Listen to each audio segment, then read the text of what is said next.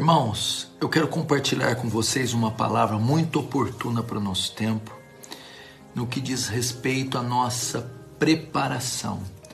Nós não sabemos ao certo o que o futuro nos reserva. Cada dia que passa, a história conta um episódio novo, mas me parece que as coisas tendem a ficar mais difíceis para os próximos anos. Então há uma necessidade de nós nos prepararmos para atravessarmos esses momentos.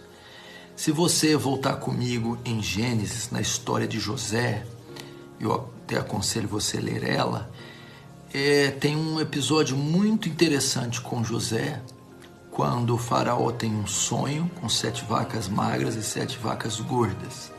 José interpreta esse sonho. E o que quer dizer esse sonho? Deus revela para José que a terra toda ia ter um período de 7 anos de muita abundância, colheitas, fartura, e logo após isso 7 anos de seca, de fome, de escassez.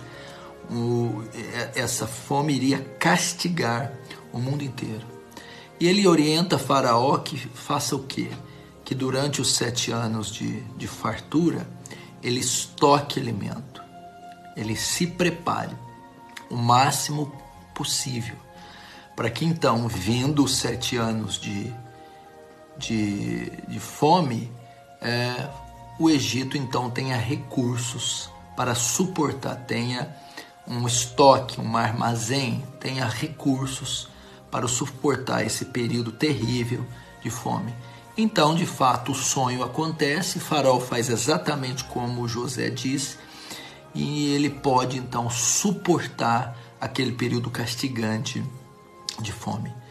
E eu creio que nós temos uma importante lição para ser tirada desse texto. Me parece que o mundo vai caminhar para um tempo bem estranho, bem difícil. Nós vamos, talvez, lidar nos próximos meses e anos com muitas dificuldades, aquelas que todos já estão dizendo, financeiras, profissionais, tantas outras coisas, mas também espirituais.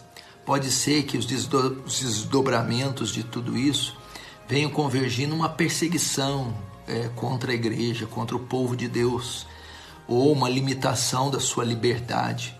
Enfim, Satanás, assim como eu disse a respeito de Deus, não está de quarentena, ele está atuando e ele sempre atua para oprimir o povo de Deus. Sabendo dessas coisas, que vem tempos difíceis pela frente, nós temos que fazer como José. Vamos nos preparar.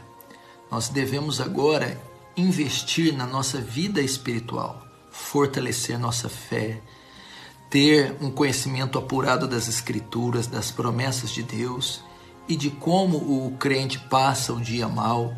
É hora de nos santificarmos, deixar os pecados de estimação de lado, as trivialidades, as futilidades e amadurecer de fato na fé.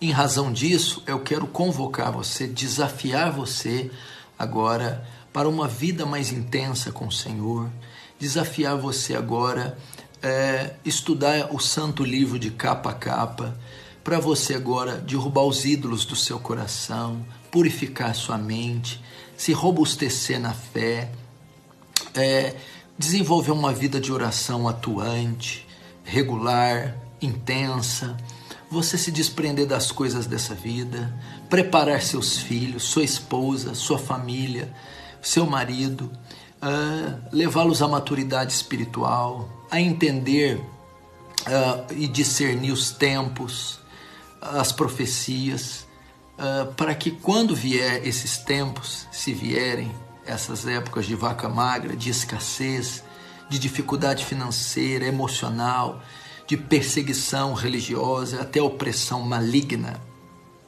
ou seja, tempos difíceis, a igreja esteja preparada, esteja nutrida, a igreja tenha um armazém cheio diante de Deus, a igreja esteja apta para atravessar tudo isso.